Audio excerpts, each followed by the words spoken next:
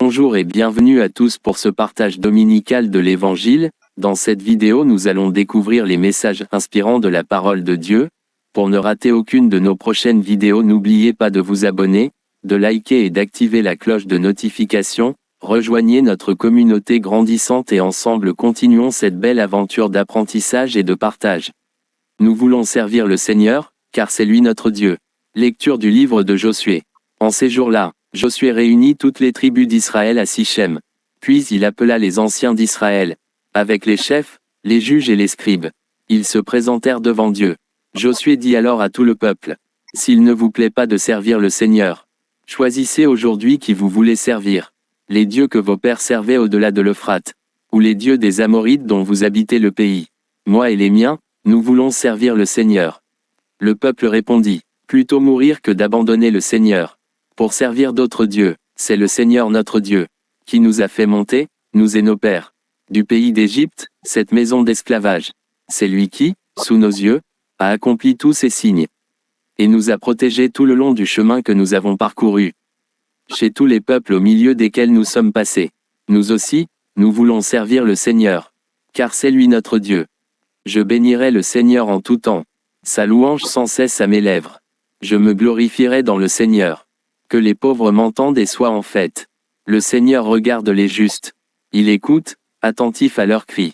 Le Seigneur affronte les méchants, pour effacer de la terre leur mémoire. Malheur sur malheur pour le juste. Mais le Seigneur chaque fois le délivre. Il veille sur chacun de ses os.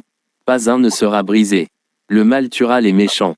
Ils seront châtiés d'avoir haï le juste. Le Seigneur rachètera ses serviteurs.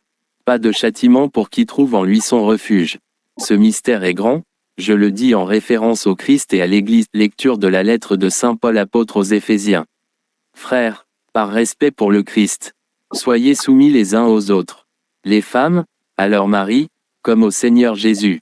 Car, pour la femme, le mari est la tête. Tout comme, pour l'Église, le Christ est la tête. Lui qui est le sauveur de son corps. Eh bien, puisque l'Église se soumet au Christ, qu'il en soit toujours de même pour les femmes, à l'égard de leur mari. Vous, les hommes, aimez votre femme à l'exemple du Christ. Il a aimé l'Église, il s'est livré lui-même pour elle, afin de la rendre sainte, en la purifiant par le bain de l'eau baptismale. Accompagné d'une parole, il voulait se la présenter à lui-même, cette Église, resplendissant, sans tache, ni ride, ni rien de tel. Il la voulait sainte et immaculée.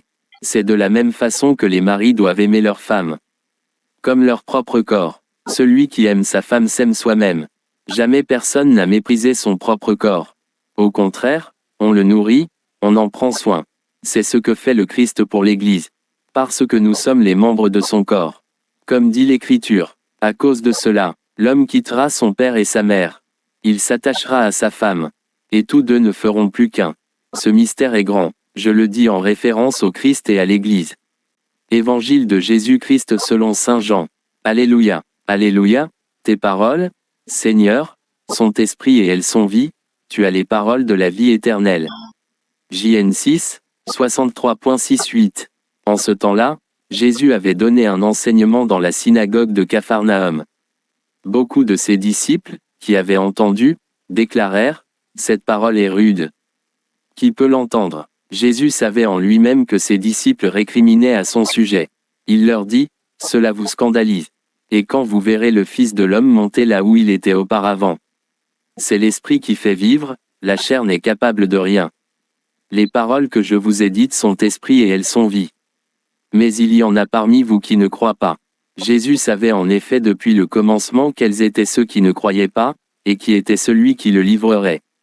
Il ajouta, voilà pourquoi je vous ai dit que personne ne peut venir à moi si cela ne lui est pas donné par le Père.